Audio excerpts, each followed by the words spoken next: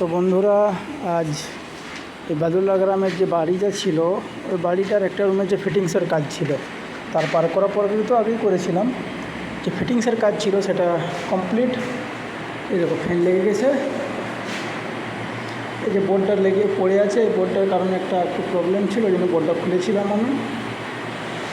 বাকি সব কমপ্লিট। এই দেখো, 2 ওয়ে ফ্যান।